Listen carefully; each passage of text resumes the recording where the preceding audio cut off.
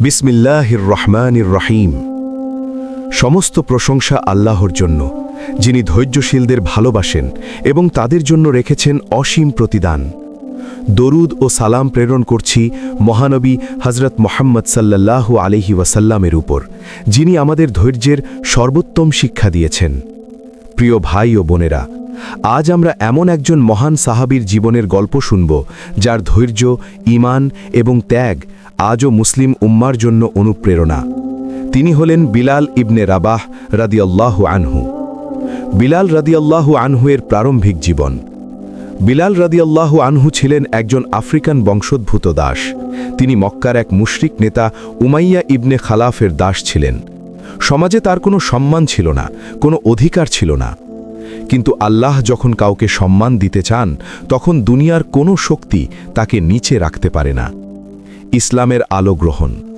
যখন মহানবী সাল্লাল্লাহু আলাইহি ওয়াসাল্লাম ইসলামের দাওয়াত শুরু করেন, তখন বিলাল রাদিয়াল্লাহু আনহু সেই দাওয়াত শুনে সত্যকে চিনে ফেলেন।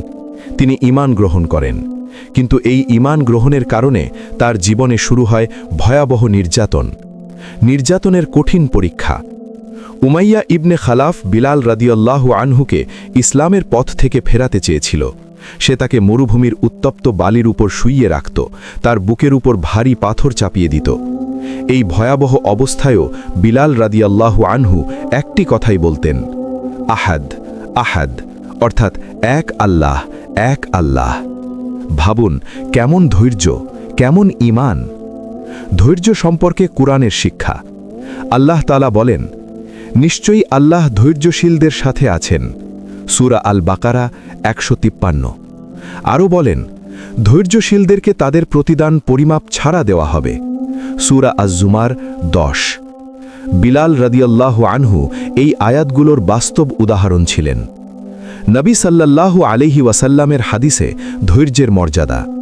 রাসূলুল্লাহ সাল্লাল্লাহু আলাইহি ওয়াসাল্লাম বলেছেন, যে ধৈর্য ধারণ করে আল্লাহ তাকে ধৈর্য দান করেন, আর ধৈর্যের চেয়ে উত্তম ও প্রশস্ত দান আর কিছুই কাউকে দেওয়া হয়নি।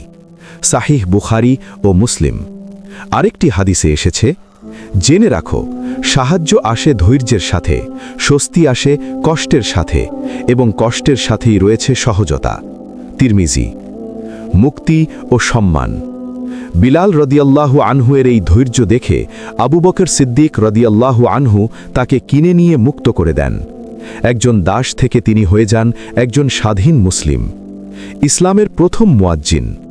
এরপর আল্লাহ তাকে এমন সম্মান দিলেন যা ইতিহাসে অমর হয়ে আছে। বিলাল রাদিয়াল্লাহু আনহুকে বানানো হলো ইসলামের প্রথম মুয়াজ্জিন। তার কণ্ঠে আজান ধ্বনিত হতো, আল্লাহু আকবার, আল্লাহু আকবার। এই সম্মান কি সাধারণ কোনো ব্যাপার? যে মানুষটিকে একসময় মরুভূমিতে পাথর চাপা দিয়ে রাখা হয়েছিল, সেই মানুষটিকেই আল্লাহ মসজিদের মিনারে উঠিয়ে দিলেন।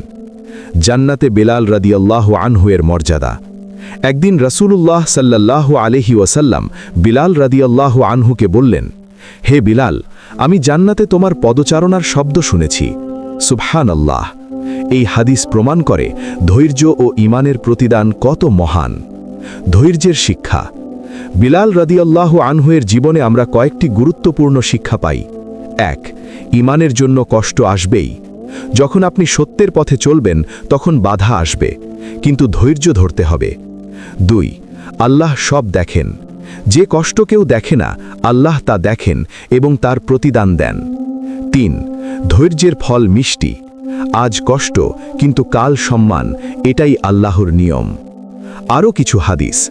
রাসূলুল্লাহ সাল্লাল্লাহু আলাইহি ওয়াসাল্লাম বলেছেন, মুমিনের ব্যাপারটি আশ্চর্যজনক, তার সব অবস্থাই কল্যাণকর। যদি সে সুখ পায়, সে শুকরিয়া আদায় করে, এটি তার জন্য কল্যাণকর। আর যদি কষ্ট পায়, সে ধৈর্য ধারণ করে, এটিও তার জন্য কল্যাণকর।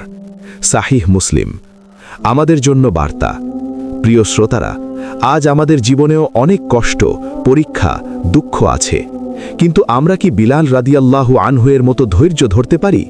আমরা কি বলতে পারি, আহাদ আহাদ, অর্থাৎ আমি শুধু আল্লাহর জন্যই সব সহ্য করব? উপসংহার। বিলাল রাদিয়াল্লাহু আনহু আমাদের শিখিয়েছেন, কষ্ট সাময়িক, ধৈর্য চিরস্থায়ী, আর আল্লাহর প্রতিদান সবচেয়ে মহান। আসুন আমরা আল্লাহর কাছে দোয়া করি, হে আল্লাহ, আমাদের ধৈর্যশীল বানান, ঈমানের উপর অটল রাখুন এবং বিলাল রাদিয়াল্লাহু আনহু-এর মতো উত্তম প্রতিদান দান করুন।